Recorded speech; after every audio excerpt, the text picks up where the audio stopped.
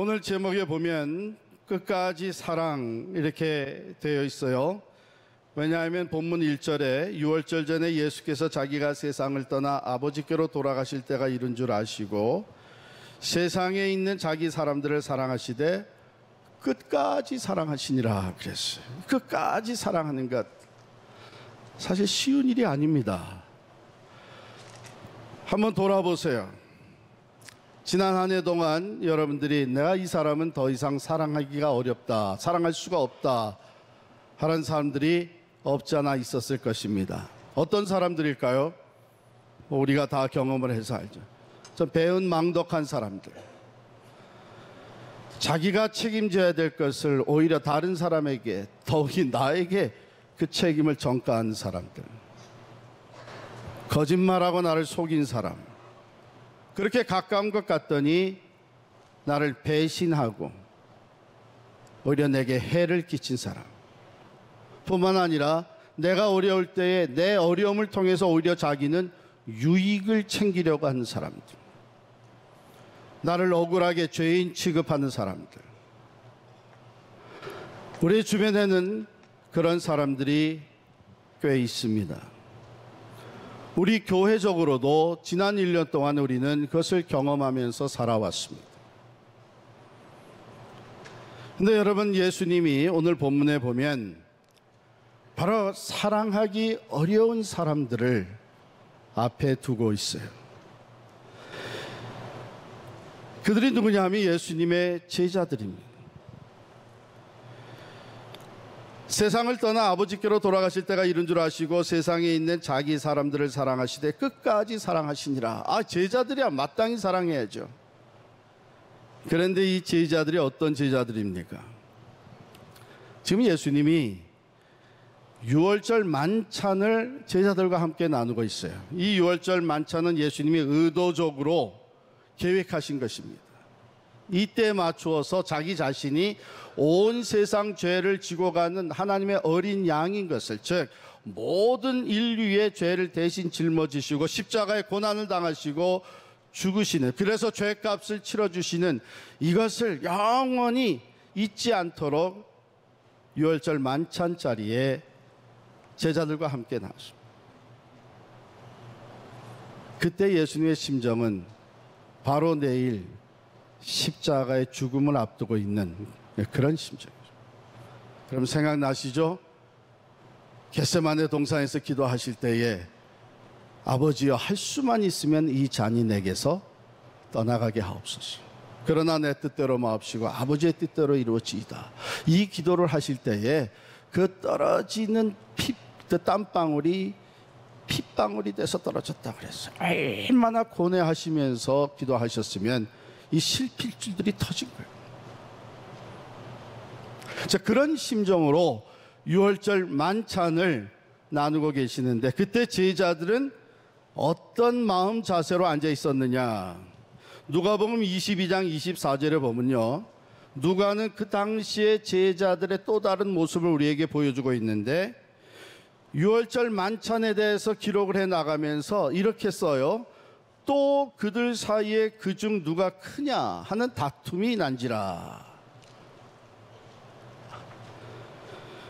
그들 사이에 또 누가 크냐 하는 다툼이 일어나게 됐다 그랬어요.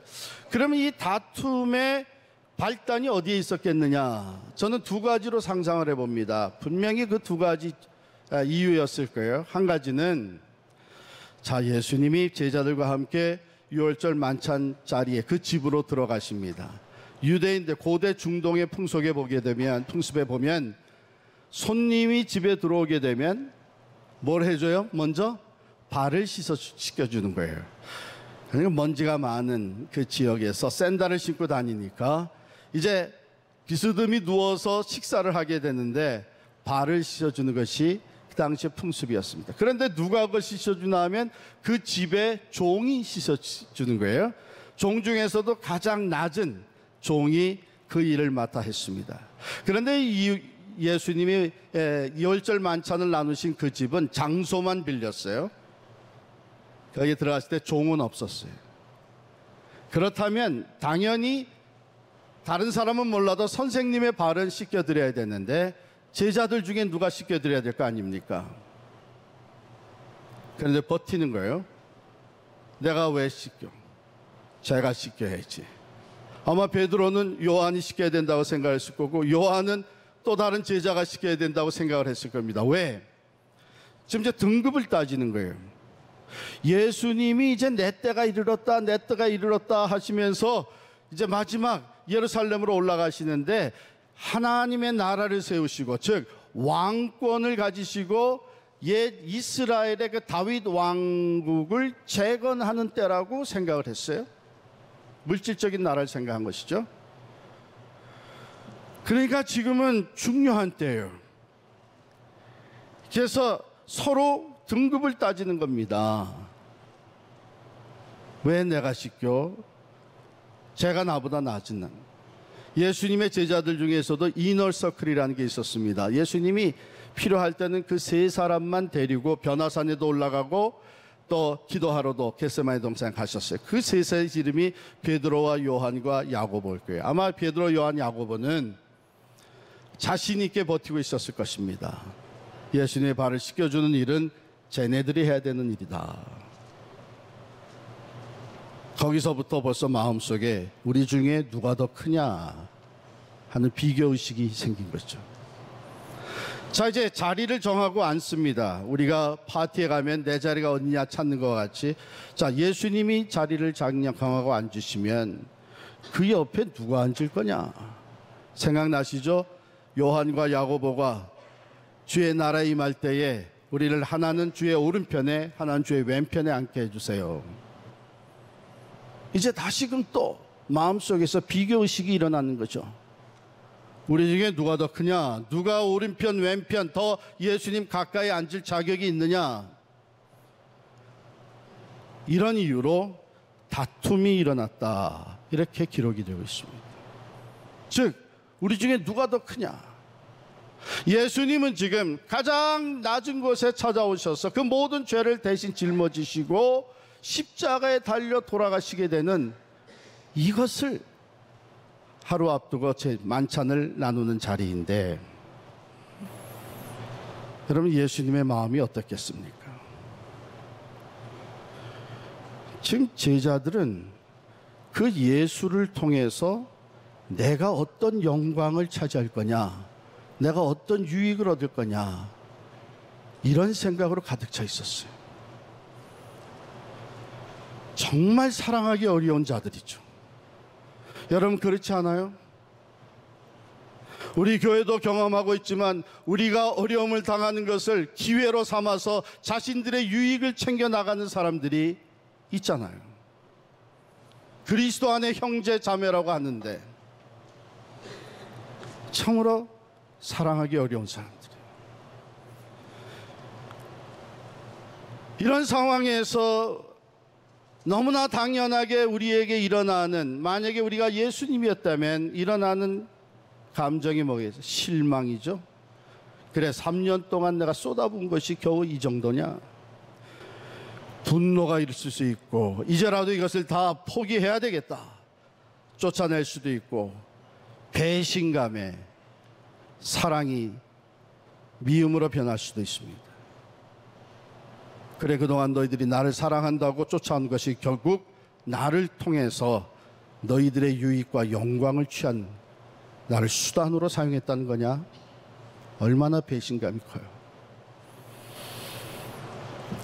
그런데 이때 예수님께서 보여주신 모습, 선택하고 행동하신 것은 너무나 의외였습니다. 저녁 잡수시던 자리에서 일어나서 겉옷을 벗으셨습니다. 수건을 가져다가 허리에 두르시고 대야에 물을 떠서 제자들 앞에 굽혀 앉으시고 그 제자들의 발을 하나씩 씻어주기 시작했습니다.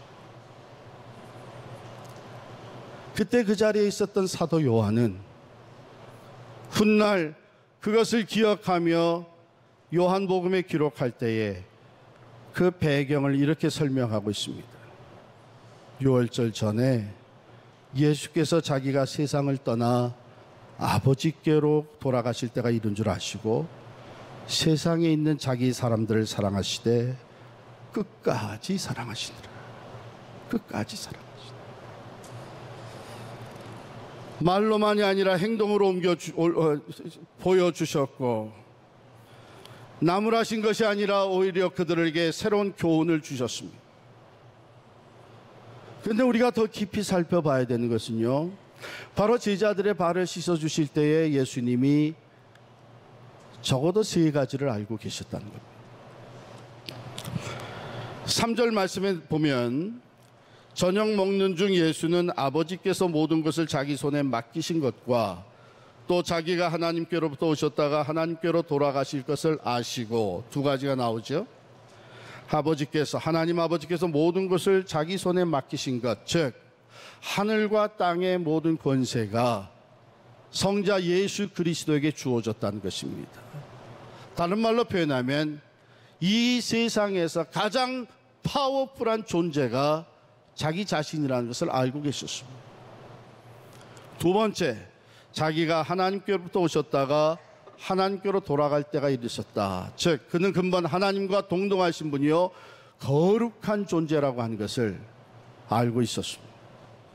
그리고 한 가지 더 알게 되는데 11절에 내려가면 이는 자기를 팔 자가 누구인지 아심이라. 가룟 유다가 예수를 팔아 넘기고 예수를 배반하고 예수를 팔아넘겨 죽게 만드는 그런 음모를 꾸미고 있었다는 것을 알고 있었습니다.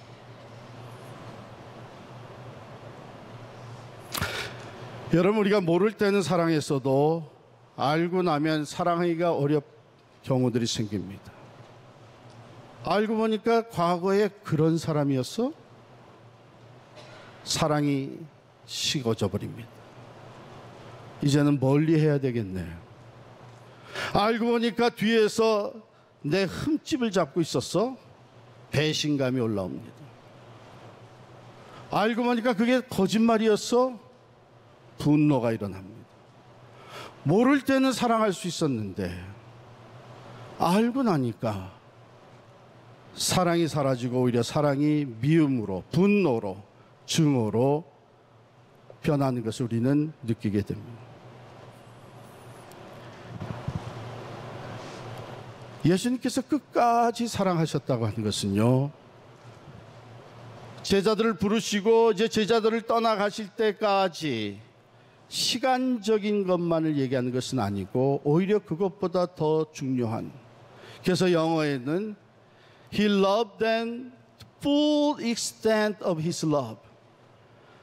예수 그리스도께서 그들이 가지고 있는 것, 자기가 어떤 존재라고 하는 것 다 아시면서 끝까지 사랑하셨다. 그 사랑의 질과 사랑의 깊이와 사랑의 크기를 우리에게 보여주고 계신 것입니다. 내가 가장 파워풀한 사람이라면 나는 그 권력을 사용을 해서 사람들을 내가 좌지우지할 것입니다. 너 물도와 내 발 씻어. 얼마든지 그럴 수 있습니다. 내가 가장 거룩한 존재라는 것을 안다면 나는 아직 죄에 더러워진 인생들과 함께하지 않을 것입니다. 더욱이 나를 음모하고 나를 배반하고 죽이려고 한다면 내가 그것을 알게 되었기 때문에 내가 먼저 칠 것입니다. 그게 세상이에요. 그런데 예수님은 그 모든 것을 알고 계시면서 선택하시기를, 사랑을 선택하십니다. 끝까지 그들을 사랑하시기로 선택하시고 그들의 발을 씻겨주십니다. 가장 파워풀한 존재 예수께서 인간의 가장 약한 종의 모습을 취하십니다. 가장 거룩하신 분이신 그분이 가장 더러운 인간의 발을 붙잡고 씻어주시기 시작합니다. 자기를 죽이려고 하고 배신한 원수, 그들의 발을, 그의 발까지 씻어주시면서 원수까지 사랑하라고 하신 말씀을 몸소 실천해 보이십니다. 여러분, 사실 제자들은 다 예수를 배반한 사람들. 예수님 알고 계셨습니다. 가룟 유다가 예수를 팔아넘길 뿐만 아니라 제자들이 다 예수를 버리고 도망가게 될 것을 알고 계셨고, 그 중에 수제자라고 했던 베드로는 새벽닭 울기 전에 3번씩이나 예수를 모른다고 부인하게 될 것을 알고 있었습니다. 그런데 그들을 버리시지 아니하시고, 그들을 팽개치지 아니하시고, 그들을 나무라고 심판하고 정죄하지 아니하시고, 그들을 끝까지 사랑하셨습니다.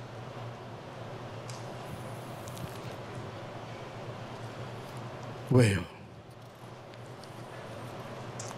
예수님이 오신 목적은 사랑 때문에 오셨고, 사랑을 완성시키시고 우리 죄인들을 향한 하나님의 완전하신 사랑을 보여주시기 위해 오셨기 때문에, 그리고 사랑이야말로 우리 인생의 가장 고귀한 가치이기 때문에, 사람을 진정으로 변화시킬 수 있는 것은 사랑의 파워이기 때문에 끝까지 그들을 사랑하셨습니다.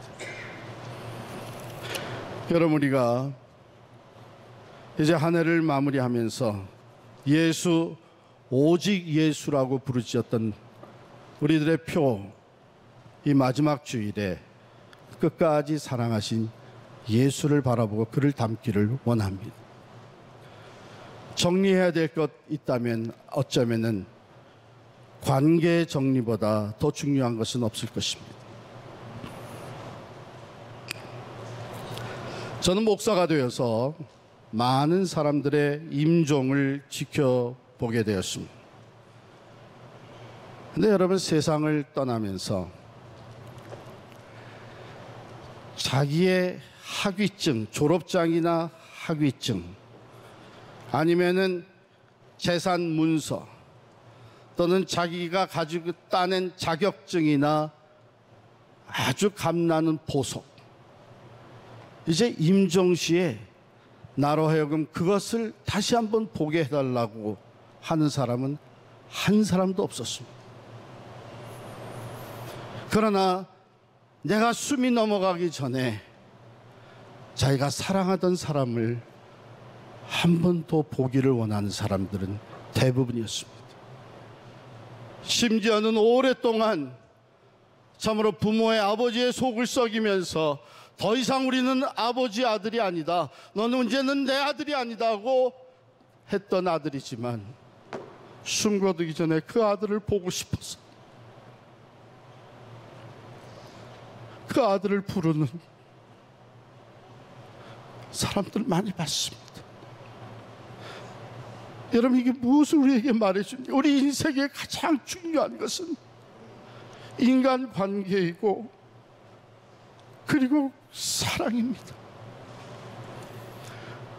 우리가 사랑으로 관계를 회복하지 못하고 새해를 맞이한다면 우리의 삶은 새로운 것이 별로 없을 것입니다. 그러나 주님께서 자기의 제자들, 도무지 사랑하기 어려운 상태에 놓여 있는 그런 모습의 제자들이지만 끝까지 사랑하셨던 그 주님을 닮아서 우리가 사랑하게 된다면 끝까지 사랑으로 인내하며 다시 한 번 더 품고 위에서 기도해주고 용서해주고, 내가 모르던 것을 알게 되었고 그렇기 때문에 사랑하기 어려운 사람으로 변해 있는 것 같지만, 그래도 끝까지 사랑할 때에 거기에 하나님이 함께 하시고 하나님의 새로운 역사가 일어나게 될 줄을 믿습니다. 예수, 오직 예수.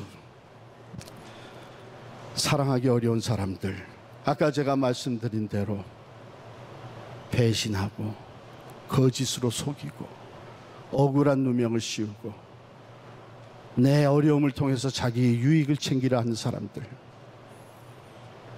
사랑하기 어렵습니다.